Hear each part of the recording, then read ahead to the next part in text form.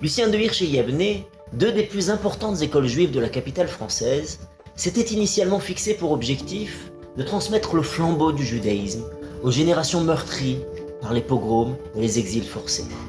Qu'en est-il aujourd'hui des rêves de leurs fondateurs, alors que les établissements caracolent désormais en tête des classements nationaux? Un peu d'histoire.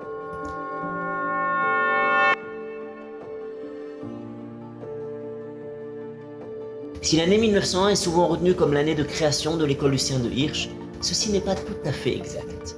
L'établissement existe en effet depuis 1864, mais doit régulièrement s'exiler, les locaux s'avérant toujours trop étroits, pour contenir le flux continu d'élèves venus de Russie et d'autres régions où les communautés juives sont alors en péril. Les locaux actuels, avenue Secrétan, sont achevés en 1901, grâce au philanthrope et banquier belge Maurice de Hirsch et à sa femme Clara, qui nommèrent l'école du nom de leur fils, Lucien de Hirsch, décédé de tuberculose à l'âge de 30 ans seulement. Elle fut créée dans un contexte de forte immigration juive en France, notamment des communautés ashkénazes d'Europe de l'Est. Maurice et Clara de Hirsch, soucieux de l'éducation et de l'intégration de ces populations, souhaitaient offrir un lieu où il ferait bon vivre son judaïsme et où il ferait bon vivre en France républicaine. Des générations d'élèves s'y succèdent jusqu'en 1944. Ou alors, 110 des élèves de l'école et de l'internat sont tragiquement arrêtés, puis déportés vers Auschwitz-Birkenau par le dernier convoi parti de Paris. Seule une poignée reviendra.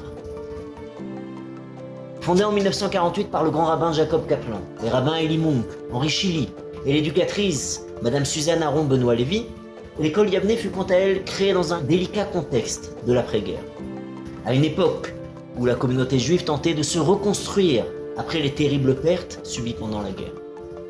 Les premiers locaux étaient si exigus qu'une solution, pour le moins originale, fut mise en place. Une partie des élèves y étudiait le matin, tandis qu'une autre partie y était présente l'après-midi.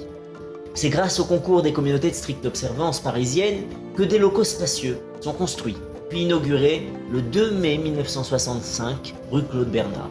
Ils permettent d'accueillir plusieurs centaines d'élèves. En 1993, l'établissement emménage dans des locaux ultramodernes et spacieux à la porte d'Italie. Quelques 1400 élèves, de la maternelle à la terminale, s'y côtoient désormais. Et voici les défis relevés. Sous la direction de Madame Picard, qui dirigera Lucien de Hirsch de 1965 à 1992, l'école connaît un formidable essor et met au point des méthodes pédagogiques innovantes pour l'enseignement du judaïsme et de son histoire. L'école se classe aujourd'hui 200e. Sur 2277 au niveau national selon Wikipédia, un score tout à fait honorable. Le rabbin Elie Munk, fondateur de Yavneh, souhaitait initialement offrir une éducation juive de qualité à une communauté meurtrie et encore sous le traumatisme des déportations. Le défi n'était pas mince. Intégrer à la fois un enseignement religieux solide et un programme académique conforme aux standards de l'éducation nationale française.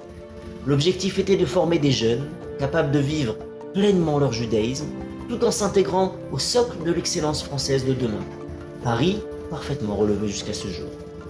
Yavneh fut et peut en effet s'enorgueillir de compter parmi ses anciens élèves des personnalités de tout premier plan, telles que Elie Picard, pédiatre et directeur du département pédiatrie du centre médical Shaare Zedek de Jérusalem, Yerushalayim, Dan Arbib, Ariane Kalfa, les professeurs Alex Klein, Elie Merzbach, Jacques Picard et bien d'autres encore. Parmi les directeurs de l'école, on compte le célèbre Albert Crémieux, mais aussi et surtout Monsieur et Madame Picard, qui laisseront leur empreinte indélébile sur des générations entières de Yavnéens et sur toute l'éducation juive contemporaine de France.